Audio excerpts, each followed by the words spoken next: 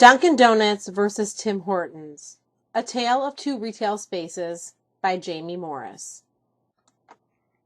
The Dunkin' Donuts space that I chose to analyze is located near my daughter's daycare in Westland, Michigan.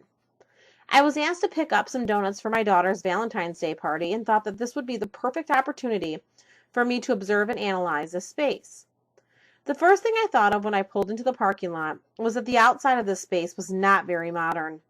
I could tell that the owner was trying to make an effort to improve the looks of the space, but still it did not drastically change its image and or the feeling that I got upon pulling into the parking lot. As for the owner himself, he was smoking a cigarette right outside of the door when I pulled in. When I walked in, he put his cigarette out and followed right behind me. Needless to say, I had at this point developed a horrible attitude prior to even walking into the space. Walking into the space, the first thing that I noticed was that things were very desolate, dirty, and gave me a cold feeling all over. It was just the owner and I in the store. This space was incredibly small, and when I walked in, I had noticed two things: the size of the actual space, and I looked to see and make sure that the owner was actually washing his hands after smoking a cigarette. The donut counter was located to the left when I walked in. I guess this seemed a little bit strange to me, as I had envisioned the counter to be more of the center of focus and thought that this would be the first thing actually that I would see when I walked into the store. I noticed the donut counter was painted two contrasting colors, orange and a purplish color. To me, it seemed that the owner was trying to modernize the inside of this space, but didn't quite do it in full, as I remember when I was a kid being in this space, everything was the orange color. So I'm assuming he left the orange color as is and just added the purplish color to basically modernize it.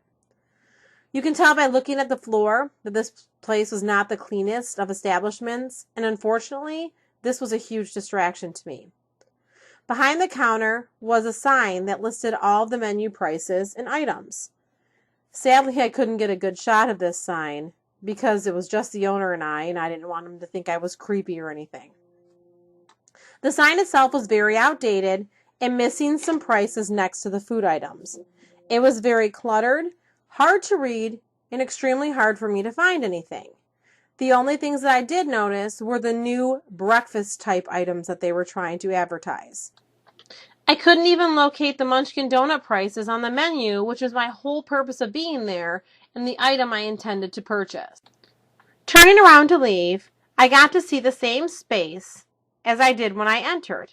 Again, this was quite a small space, and even with it being so small, I did not get a warm and fuzzy or cozy or comfortable feeling whatsoever that I would have expected to get from a donut shop. As soon as I pulled up into the Tim Hortons parking lot, I got a completely different vibe. With this space, everything was modern and brand new. I didn't realize that there was a Cold Stone inside of Tim Hortons either. And since I love Cold Stones, and the fact that I'm pregnant, this made me incredibly happy. It also made me realize that Tim Hortons was trying to appeal to more people by offering more than just your typical donuts, coffee, and now breakfast sandwiches that Dunkin' Donuts, per se, were to offer. When I walked in, there was an instant sense of warmth and coziness. Directly to my right, I noticed right away a cozy corner that had a TV, sitting area, and even a fireplace. I was in complete awe. I would have never expected something like this at a Tim Hortons. The whole atmosphere was very new, very modern, and extremely clean. The space was quiet, but not uncomfortably quiet. Straight ahead was the donut and ice cream counter. Unlike Dunkin' Donuts, this counter and the area colors did not clash. Everything was more modern and neutral in color and tone. The menu signs that contained all the food and beverage prices were completely electronic and seemingly organized. This made everything for me easy to read and instantly attracted my attention. The staff working behind the counter, note I said staff because there was more than one employee, They were all extremely friendly and accommodating. I have always had a hard time making up my mind about what I wanted to eat, especially now with being pregnant. So it was nice to have a staff that was patient with me. This, again, was a very positive point to my experience in this space. There were quite a few people at Tim Hortons on the day that I visited there. The space on the other side of the counter was a bit more crowded, too.